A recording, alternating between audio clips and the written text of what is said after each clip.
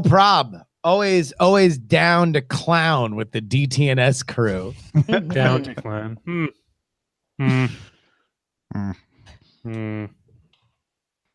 Feel like a canoe. Wildebeest. You do? That's not what they make. They go as they make their massive migration from been watching one side of. So hold on, Roger. I am to believe that you have a familiarity with the sound of a wildebeest, but not the concept of the World Cup. I used to be really big into animals. Used to be. Yeah.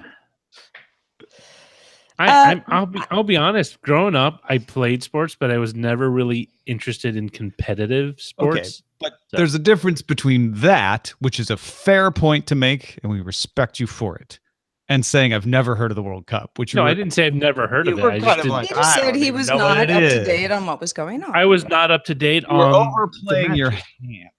I think you're excessively. Let's roll the tape. Ribbing me. I'm sorry. I don't actually know what a wildebeest is. Full disclosure. What is it? What, Sarah? You don't. No, I mean, I know what it is, but I don't know what the World Cup is, and you don't know what a wildebeest is. I just think of it as a very large animal that I've never seen before. It has 4 legs. Has horns. You see those African Serengeti nature shows where the lion kills like the horned animal that has like a mane on the back that isn't a zebra? It's probably a wildebeest. I thought that was like. There's also a water buffalo, but they're very dangerous and they're attacked very infrequently when they're full grown. Well, so sorry. I'm so into sports. Speaking of NBA draft on Thursday, who's excited? Justin is. I'll tell you what, I'm excited to see because there's a couple pieces in play now, as of course LeBron James, free agent, that will probably reshift things, and we have no more time because we have to start the show. Absolutely. Sarah Lane, it is your turn to All open. right. Convince the people in 3, 2. Daily Tech News Show is powered by you. To find out more, head to dailytechnewsshow.com/support. This is the Daily Tech News for Monday, June 18th, 2018 in Los Angeles. I'm Tom Merritt. Are you sure, Tom? From Studio Feline, I'm Sarah Lane. From Oakland, California, I'm Justin Robert Young. And of course, we wouldn't be complete without our producer, Roger Chang.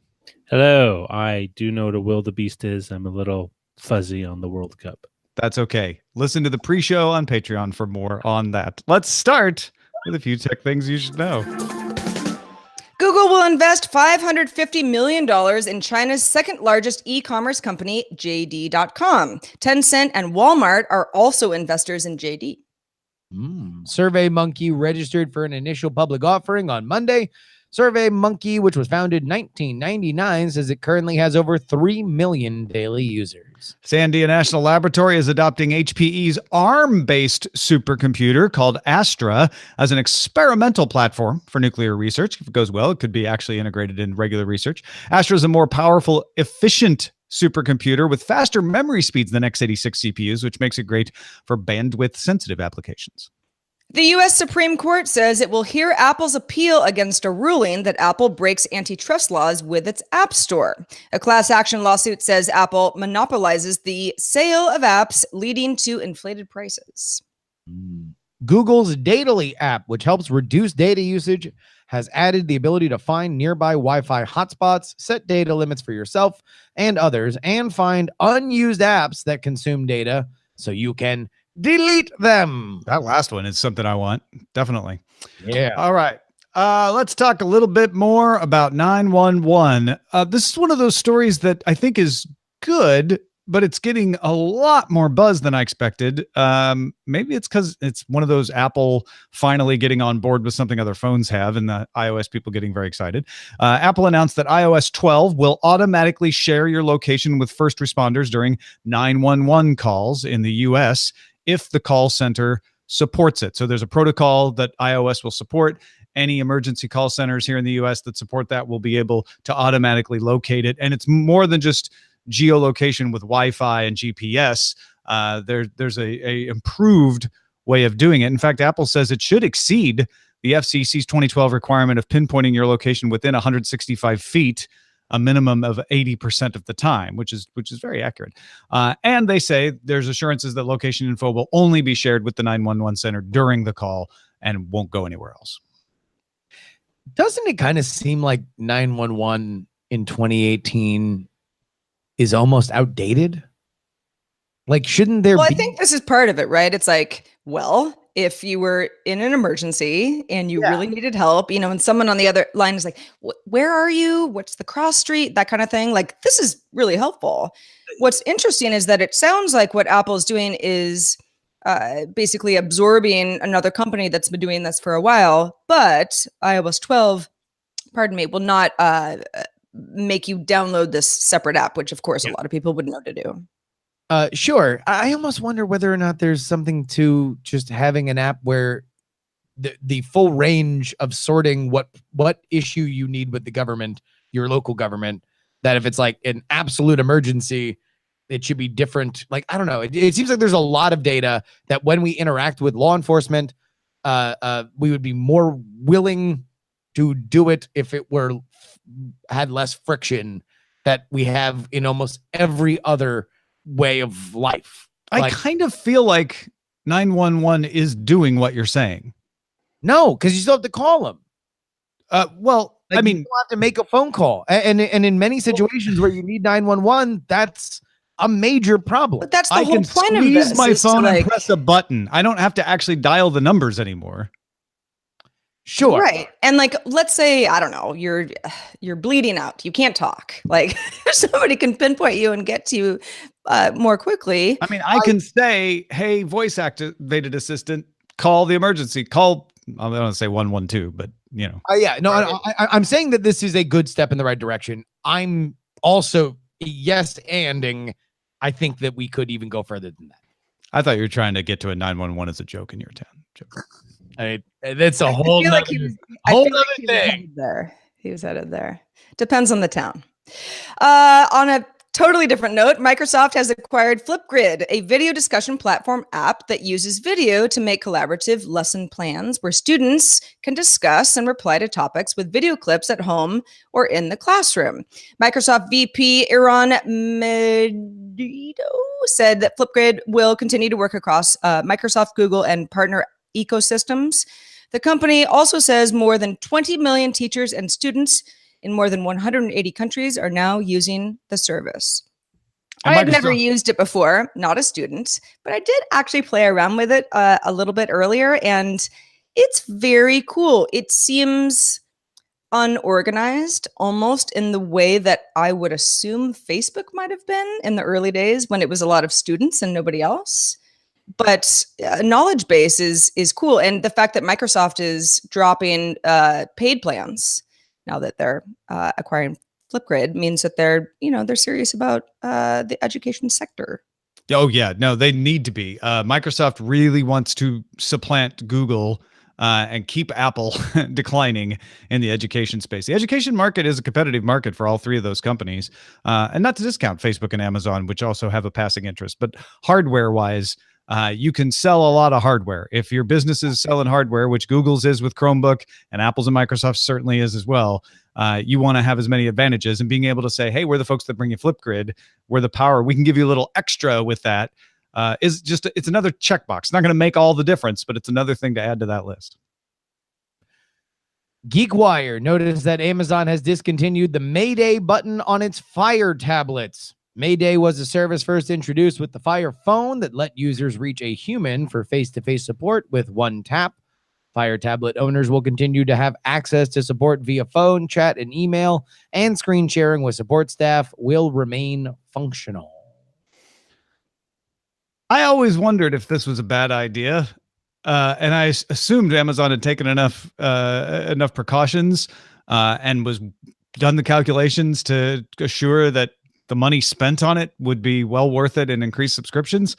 I wonder if a lot of those calculations and preparations required the Fire phone to be successful, because it sounds like, and Amazon hasn't said why it's removed this. It just kind of quietly did it and people started to notice. But it sounds like it was expensive, first of all, and maybe not worth it. And B, people were using it to prank. If you go to YouTube and search Mayday videos, you find a lot of people like, hey, sing happy birthday to my friend, or, doing things it's not designed to do. Yeah, the name Mayday is not great. Probably Amazon didn't get enough actual questions that they thought that their support center could answer. And apparently they were getting those questions and people liked it, but they were also getting all this other stuff too. Also, this is a world that isn't, less and less are you going to drop a tablet into somebody's hands and then be like, what? Oh, I can't do a thing. Mayday, right? Because that was what it was for. And to me, it seemed like a lot of getting to know you kind of stuff, that Amazon was still new into that game. They wanted to make sure that this is a thing that without a question, you can buy as a gift, drop it in your your older parents' hands, and they're not going to just make it a paperweight because they are scared of it, that there's a button that they can hit. I will bet you at some point in the next 10 years, because of AI and advances in machine learning, the cost will come down. The cost will be appropriate to hire real humans to do something like this. Some company will launch a replacement service and will say, oh my gosh, do you remember Amazon Mayday and the disaster it was? I can't believe they're trying it again, except that time it'll work in the future. Note this down. Lock it in. Tom's moonshot of the week. In Salt Lake City this week, scientists from NVIDIA are presenting an unsupervised neural network, speaking of machine learning, that can add an arbitrary number of frames to a video in order to simulate slow motion. They call the technique variable length multi-frame interpolation. Now, you could slow down any video and make it slow, but it gets jerky if it doesn't have enough frames. So what this does is takes one convolutional neural network and estimates the pattern of motion of all the objects and surfaces and edges between the two frames that you're slowing down, and then creates a 2D vector of predicted motion called a flow field, and says, well, even though we only have these two frames, let's assume that the ball goes this way and this particle goes that way. All right. A second convolutional neural network then uses that flow field to predict what parts of the scene would disappear behind other parts and applies it to the two images. It's called a visibility map. So the flow field then warps the image in a way like you've seen like one face warp into another. It does that and transitions one frame smoothly to the next. The team trained the networks with 240 frame per second YouTube videos, including some slow-mo guide videos that were already slow motion, and they made them even slower. They used an NVIDIA Tesla V100 GPU set and a CUDNN accelerated PyTorch deep learning framework to do all this. It looks good. It is. You got to watch the video because they'll show you like, this is what the video would look like if we just slowed it down, and it's kind of jerky, right? Because the frames don't roll smoothly together when they're going too slow. And then it shows you what this neural network did, and it just looks like slow-mo video. Yeah, no, it is amazing. And it also kind of shows you, I think we've thought specifically with phones that we've kind of hit a saturation point in terms of the tech for photography and video. But as we get more powerful technology, not only on the desktop, but also in mobile, I think we could continue to see super, super, super rad stuff. Yeah, the problem with this is you can't do it in real time. So they're like, even if we could bring it to people to use on their phones, it would have to be a cloud service at this point. So there's still some work to do. Amazon began offering Amazon Prime in Australia, which offers free delivery, streaming video, and more. Amazon has restricted Australian shoppers to using only the Australian version of the site to avoid collecting Australian sales tax. We've talked about this recently. However, Amazon's Vice President of Prime International, Jamie Ghani, said that Australian Amazon Prime subscribers could get free international delivery of items offered on the U.S. website. So General Ghani did not enlighten us as to how this is possible. Does it mean they're just going to pay the tax for people? Because it would seem that even if you say, okay, if you're a Prime user, you'll be able to order that US stuff, you'd still have to pay the tax for Australia somehow, right? That also just might be a getting everybody on board kind of thing that you can slowly restrict, right?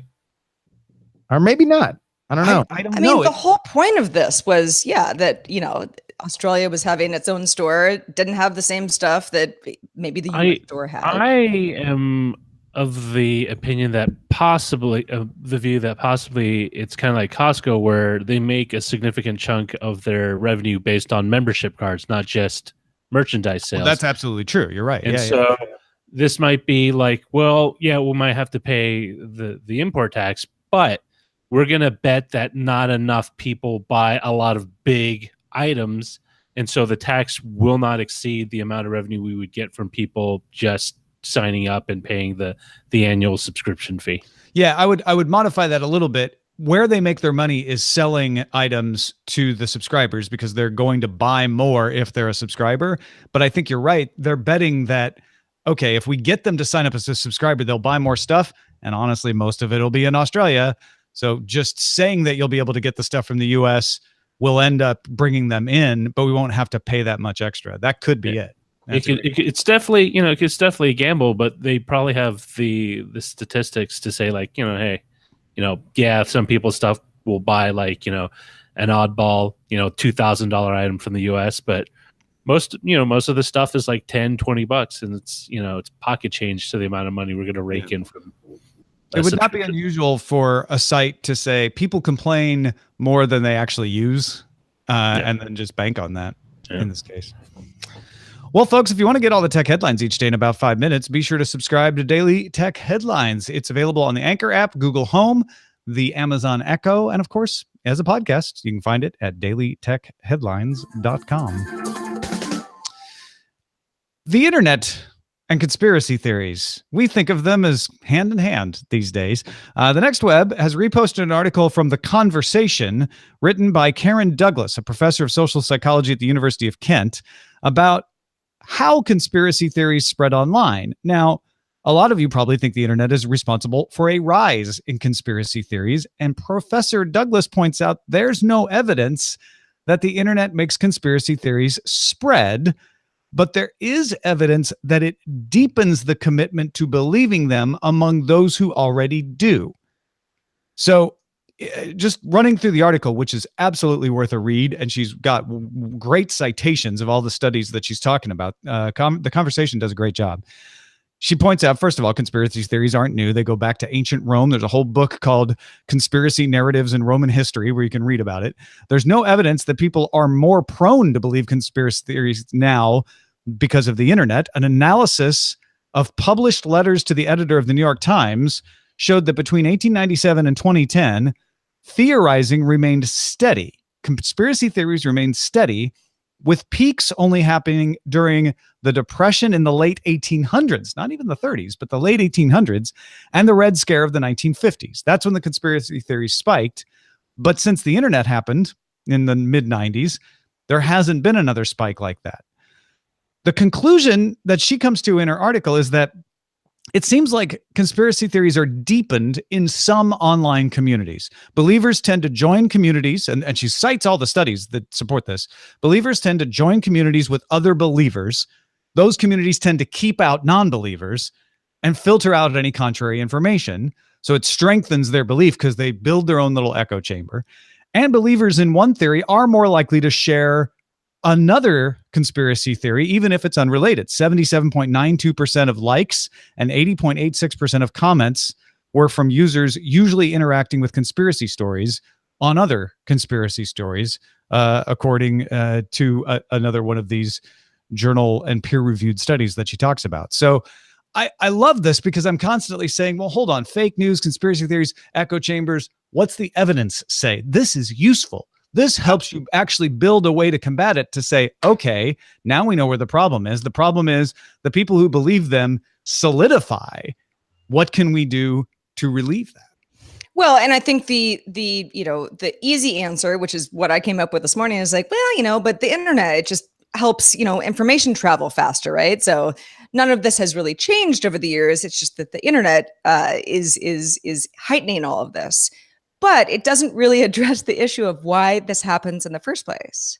Well, I think that the roots of it, again, are kind of eternal, right? Like, as long as we have had a recorded civilization, or the peak of a civilization in ancient Rome that was worth studying, we found traces of people being like, well, you want to know what really happened. So that's just kind of, I think, just a quirk of the human brain. Julius Caesar was an inside job, which actually it was. It was, yeah. So that one turns out, put that one in the check mark column. The beautiful thing about the internet is that everything is verifiable. And so in a lot of ways, I think, Sarah, you're right. And this proves it. That the internet does what the optimists have always assumed, that it does get information out faster, it makes it more readily available, and that leads to smarter decision making. The other end of this is if everything is verifiable, then we know to a granular detail exactly how far people fall into an echo chamber when it comes to conspiracies, because we can see the message boards and we can count the likes and we can count the interactions and then create data based on it. But at the end of the day, it seems like we're getting better. I mean, look, if according to these studies, what we consider to be, or at least I consider to be, the golden age of American conspiracy theory was the 1970s. And that doesn't even apparently register compared to some of the gigantic peaks of the 1950s and the late 1800s. Well, think about it. One of the reasons conspiracy theories were so popular in the 70s was because we had real conspiracies being unearthed with the Watergate, the Pentagon Papers, etc. But a hallmark of that time are things like the Principia Discordia and the Illuminatus trilogy, which are making fun of conspiracy theories. And so it shows that people are like, hey, there's real conspiracies. They get pulled out in the light of day. You know, we're not going to really believe that there's all this other weird, crazy stuff. And that makes sense to me. And it ties into what you're saying, Justin, which is we have more light of day on things than we've ever had before. And I think we've also gotten spoiled by that faster than ever before, so that, you know, things don't move linearly. When suddenly it darkens a little and there's people trying to hide stuff, we start to think, oh, things are getting worse and it's the internet's fault. And it turns out, well, no, it's just the cycle of human behavior. And that's why I love stuff like this. Is you could say, well, Tom, you're just being naive, but there is no evidence that we are believing conspiracy theories in greater numbers. So if we spend a lot of energy trying to stop people from believing conspiracy theories, we're kind of fighting the wrong battle. We need to target, like, okay, where are these conspiracy theories hardening and causing people to do more dangerous things and more extreme things because they're hardening in their belief? That's where we should be spending the time, in my opinion. Yeah, but to the point about deepening conspiracy theories, the rise, or rather popular discussion over flat Earth conspiracy theories, is always my favorite, because talk about deepening, 9 times out of 10 in my anecdotal research into this, a flat Earth conspiracy is always the Voltron of 4 other separate different conspiracy theories. You very rarely just wake up and say, well, obviously the Earth is flat. It's more likely you believe that that people there's are lying to you. You Exactly. have general distrust. That there is there is a control of the media, that there might be a one world government, that there are falsifications in the scientific community at the very least, that the people that went, that, you know, the moon landing was a hoax. And then when you mash all of them together, you get the grandest of all lies that has been hidden, which is that we indeed live on a flat disk as opposed to a round sphere. And that is fascinating to me. And it is informed by this, that A, conspiracies are meant to interlock, and B, the one thing that we can prove through our verification of the internet is that these things have gone deeper and deeper. Well, and look at Facebook, Twitter, any large social network is now trying to figure out, okay, how do we try to mitigate disinformation and make everybody, you know, feel safer, and this whole thing, because they're huge and now they have to solve a problem that already exists. Snopes.com pretty much always has my answer. Anytime I'm like, is this real or not? You know, but that's a very antiquated solution, right?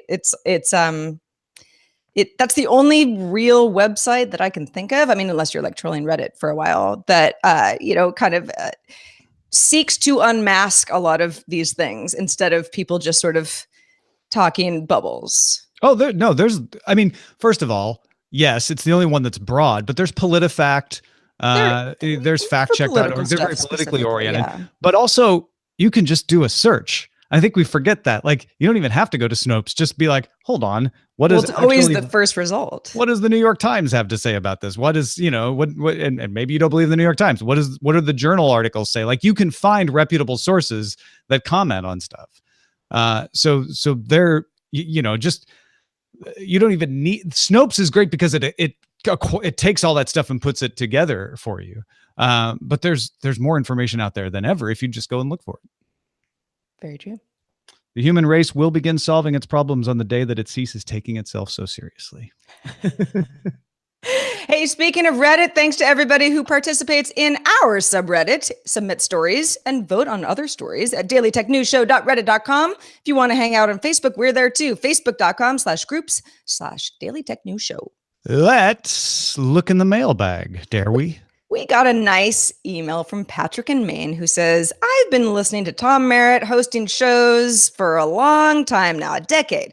Can't afford to put too much in the Patreon pool, but just wanted to say, Tom, thank you. You do an excellent job at hosting and telling news in a way that usually makes me fall asleep within 10 minutes. I'd say thank you, Patrick, but you're asleep by now. So yeah. Sweet dreams. No, it's great. It's great. I think, I don't know. I mean, I have my podcast that I kind of listen to sort of at the end of the day. So I don't think he's saying you put him to sleep. He's saying you soothe him to sleep. I think that podcasting, like radio before it, is a tremendously personal medium. And for somebody to feel comfortable in a very vulnerable position, as we all are, in going to sleep, I think is a tremendous honor. I know. In all seriousness, I take it as a great compliment, and I have been inspired to put out my next audiobook, Tom Explains Blockchain to Sleep By. Yeah. Have insomnia? Buy my book. Not an FDA-approved sleep aid. No, thank you, Patrick in Maine. Or someone, when Patrick wakes up, tell him thank you for us. And then Ed was among many people who wrote in very excited. He said, YouTube Premium in Canada, 5 exclamation points. Woot, 5 exclamation points. Sorry to spam you guys, but I had to show my excitement because he emailed a bunch of different people. Yeah, YouTube Premium out now in Australia, New Zealand, Mexico, South Korea, Austria, Finland, France, Germany, Ireland, Italy, Norway, Russia, Spain, Sweden, and the United Kingdom, as well as Canada and, of course, the U.S. I saw this story this morning. I was like, oh, well, that's nice. It's coming out there. I didn't realize the appetite for it. YouTube Premium, of course, brings you the new YouTube music service, as well as getting rid of ads on YouTube and the ability to see the YouTube Red shows that are now just, I guess, the YouTube Premium shows. And Patrick Beja was one of the people on Twitter saying, oh my gosh, finally it's here. And it's in France and Finland. So no matter where he goes, he can watch it. Congratulations, world. World YouTube Premium. No, it's good to know. I was sort of surprised as well, but it's good to know that people want this and they're getting it. So thanks to Patrick and also Ed for emailing and everybody who else who does. Also, thanks to Justin Robert Young for being with us this Monday. What's been going on, man? Well, you know what? It's that the politics, they never stop. And that's why I've taken it upon myself to keep everybody up on all the politics that are fit to politic with my free political newsletter. Well, you're going to get 5 links to the stories of the day. Some of them silly, some of them serious, some hot takes, some gifts, usually from the Chappelle Show. But you can go ahead and check it out at freepoliticalnewsletter.com. It's a great morning read. You got to commute? You on a subway or something? Man, this will be a great way for you to spend your time. freepoliticalnewsletter.com. Thank you, Justin. And thank you everyone who supports us on Patreon, patreon.com/DTNS. We are up in dollars and patrons over last month, up 2 patrons right now. Big thanks to Bryce, who was the latest patron to pledge before we recorded this show. Join Bryce if you haven't already in supporting the show and help keep us growing at least 1 person, if not more, every month. It's our benchmark to make sure that we're headed in the right direction. And we thank you for your support at patreon.com/DTNS.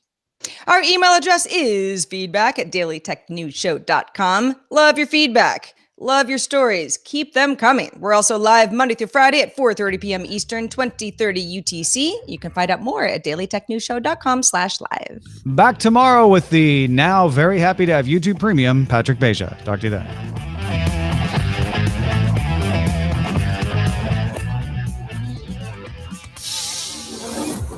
This show is part of the Frog Pants Network. Get more at frogpants.com. Diamond Club hopes you have enjoyed this program. Good show. Good show. Good Look at show. us. After us, if the survey is still going on, you can still take the survey. We'll keep an eye on it. We put a week deadline on it because we wanted to talk about it on the quarterly analyst hangout, but it's still there. We didn't end it. So yeah.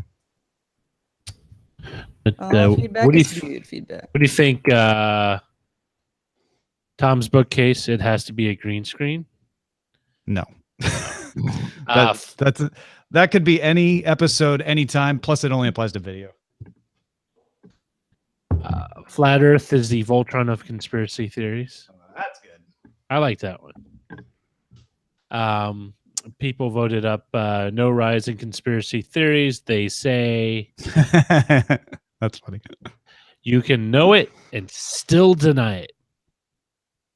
I guess that means know the truth, but Yeah, it's still deep. deny. It's very X-Files.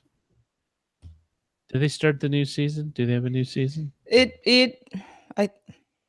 know it 'Cause started. I don't I know if it's finished still the going. last season with the weird cult. It's Mm-mm. harvesting organs, but I think that was the last episode I saw. Have insomnia? Buy my book. I'm James Patterson. I write everything. You should read it.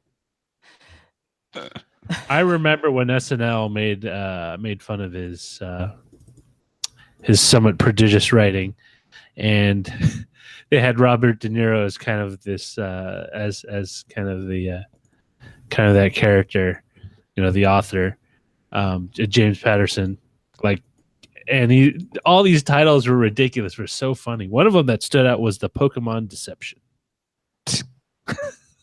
I don't know why. It's just really funny. Yep. James Patterson. I'll tell you what, I almost felt bad for James Patterson. I'm sure he retired back to his igloo made of $100 bill bricks. Feel bad about himself, but he in those that Today Show interview with the new Bill Clinton book that he wrote that turned into a dissection of Bill Clinton's place in a post Me Too world. There was just a James Patterson, a befuddled James Patterson sitting next to him saying like, really? Like, all right, I guess I'll just Sit here and not twiddle my thumbs. I guess, yeah, I'll just be here. Glad I wrote this book with the next president. Anyway, I'm going to go shoot with money. Going back to my igloo. I'm going back to my money igloo.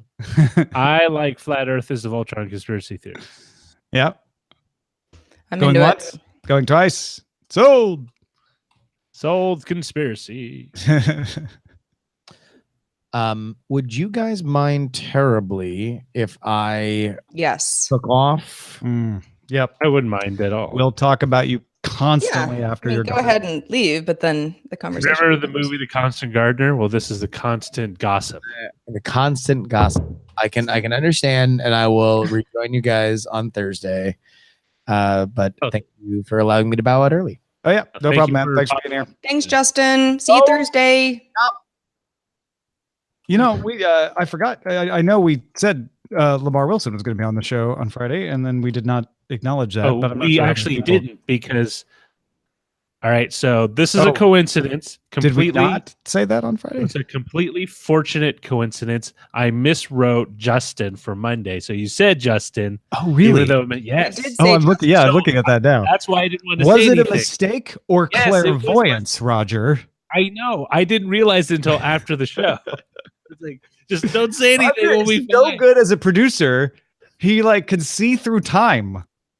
Our amazing. Google Docs have become omnipresent. You know What what? else is going to happen, Who knows Roger? best for you? Tell us. You know, that actually sounds like a really Wouldn't that good be nice? Twilight episode. Twilight's or Black Mirror, where technology sees in the future for you just a few days ahead. That's awesome. Well, I guess take it back. Lamar Wilson was never going to be on this show. I don't know what you're talking about. Where'd you hear that? It's conspiracy theory. Conspiracy. Well, you said no. I didn't say anything. Well, that makes sense. Yeah. But I never said that he was supposed to be. Sure.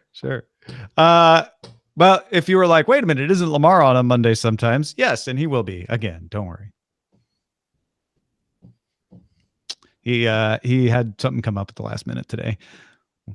I think Roger paid him off so that his rundown would still be accurate. I'm not wrong. Here's a $100 brick I stole from Patterson's money igloo. That's what rich people do, isn't it? Like, I can't be wrong. I'm going to pay you to make it. No. Throw money at the problem until it's right. I wish people would throw me. Maybe I could be the problem and people would throw money at me, like literal money. Throw me some of those bricks of James Patterson's money. Next time you go to Comic-Con or any convention, get a t-shirt that says the problem and then in parentheses, try throwing money at it. Yeah. Throwing money at it may solve. I guarantee I'll just get a lot of coupons. People don't carry coupons to conferences. No, but like Shannon Morse does. She carries coupons everywhere. That's a good point. She's a couponer. Couponing is a real thing. Yeah. The thing is, every time I see those coupons, it's for things I wouldn't use regularly. So Ralph's sends me coupons because I shop there, and it knows what I buy because I do their little card thing. And they're great because they're for the things I buy. So I'm like, this is all. I'm going to buy this anyway, and now I get 50 cents off, or some cases free. It's a loyalty program. It's like, make sure you keep going to Ralph's because, hey, look at this, we give you cool stuff. I went and shopped last week with my fistful of Ralph's coupons, pulled all the things that I had coupons for that I needed, walked up to the cash register and didn't use them. I've done that once, and I kicked Because myself you in the forgot, pants. or you just didn't want to. I just forgot. Forgot. I had them in my pocket, in my shirt. I was carrying them as I'm shopping, and then as I go up to the counter, I'm like, oh, I'll just put them in my pocket so I don't drop them, and then I totally forgot about them. I missed out on $15 worth of grocery savings because I left the coupons. I had a shopping list and all the coupons, and I left the coupons back on the fridge because I didn't want to lose them. So I said, I'll just leave them back on the fridge with the magnet. I'll put them in a safe place. It's the death of coupons. I mean, it wasn't the end of the world because it was, again, all stuff I would have bought anyway. So it was just like, oh, crap. I went through all that trouble of making sure that I had them with me the whole time. In the way we do them is we always put the ones that expire first on top. So, and I missed, it's like, I missed out. That's how they get you. Also, sometimes people at the register are like, let me just get this coupon out of the same thing that you had at home. I did the Vons / Safeway does the store Monopoly thing where you get the pieces when you check out and you come back. And all those pieces, like the McDonald's Monopoly, can either be a winner or you go online to see if you can try again. The number one item is, I think I mentioned this, gravy packets, like a 69-cent gravy packet. And I remember I had like, this many. And I said, fine, I'll finally just get like 20 packets of gravy because they're all free. I go to the supermarket because the coupons are expiring at the end of the week, completely out of that gravy. Like, oh, yeah. The entire shelf is empty. Yeah. I said, well, fine, I want the brown gravy out of that. I'll go with the turkey gravy out of that. Like, I had nothing. But that's why they issue those coupons a lot of times, is to move product. I have 6 cans of tomato paste, like those little cans of tomato paste, because they were free. I don't know what to do with them. You make pasta. I was thinking of making pizza, like with Boboli, but I remember not liking Boboli. I'll give you my spaghetti recipe. Yeah, you gotta season that paste. Yeah. All my spaghetti sauces have a combination of tomato sauce, tomato paste, spices and stuff. Garlic. Yeah. Onion. Mm-hmm. That's the one thing I really missed about not shopping at 99 Ranch, which, for anyone who doesn't know, 99 Ranch is I think it's still SoCal and maybe Western Arizona.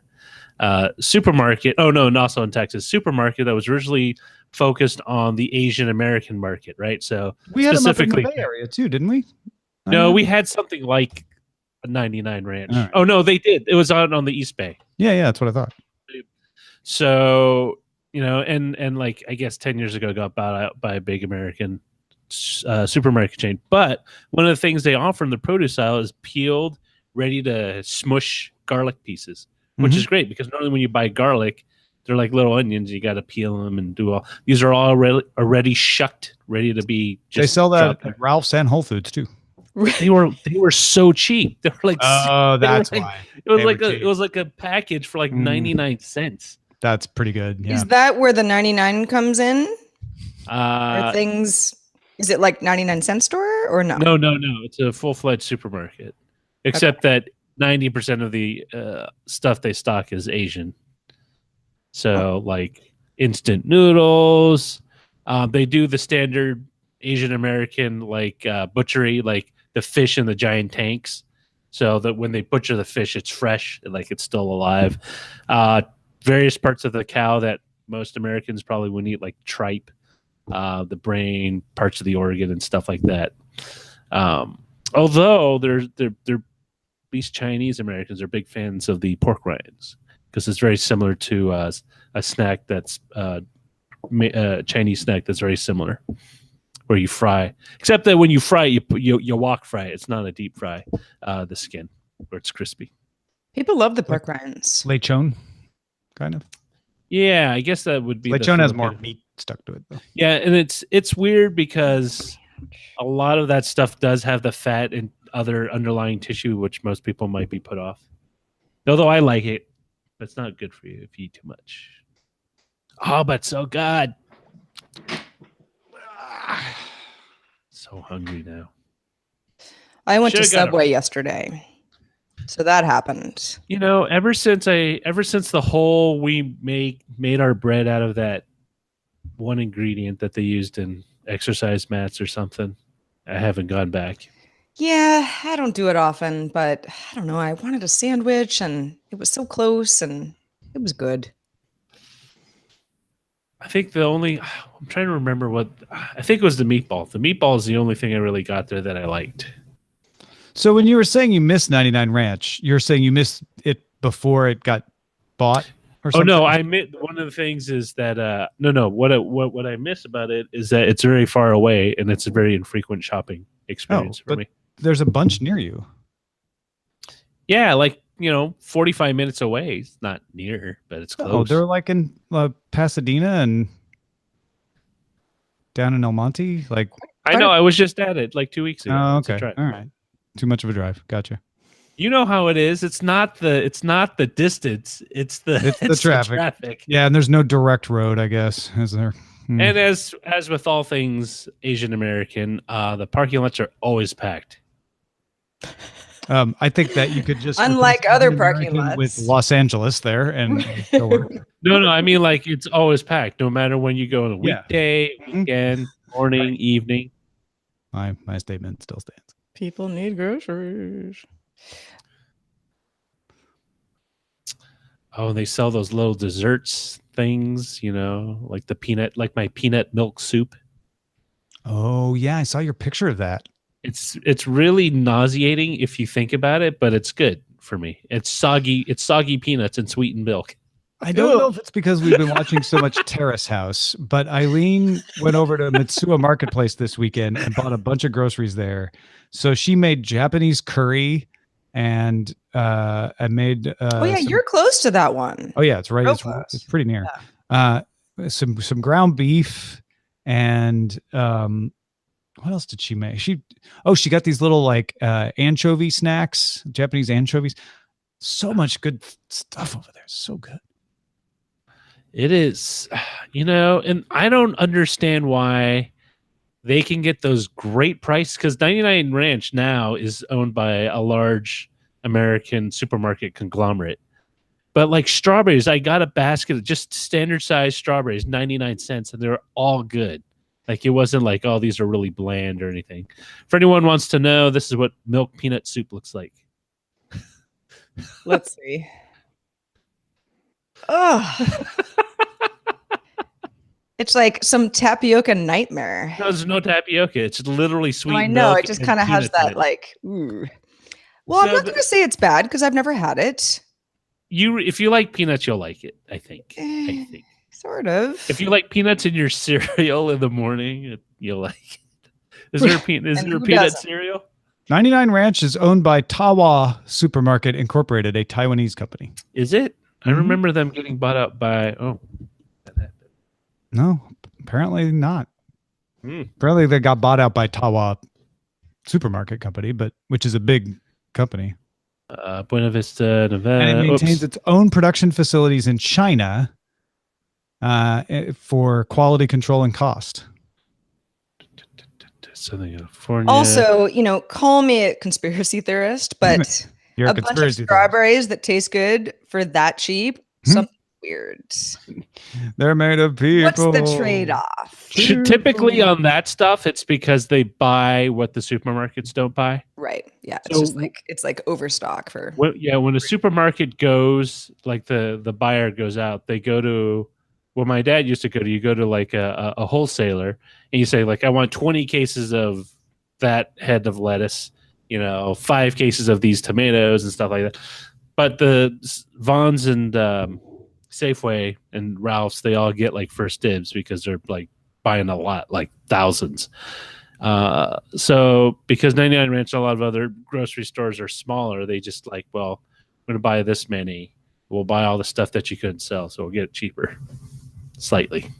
I mean, they were ripe, and that's the other thing. Like when you go to Ralph's or you go to Vons, typically they're not ripe yet, so you can they'll stay a little bit longer in your fridge.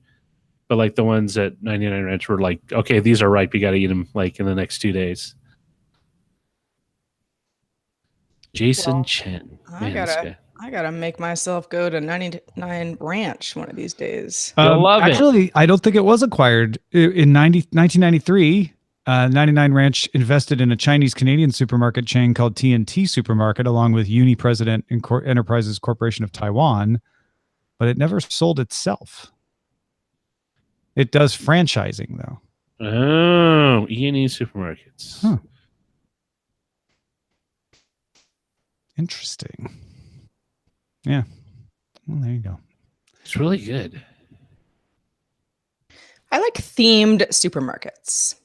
There's Matsuya, there's Bay Cities that we went to where it's like, it's all Italian. Like it just sort of like condenses everything. So if you want to make something, the theme is already there, which also keeps me out of huge grocery stores where there's too much choice.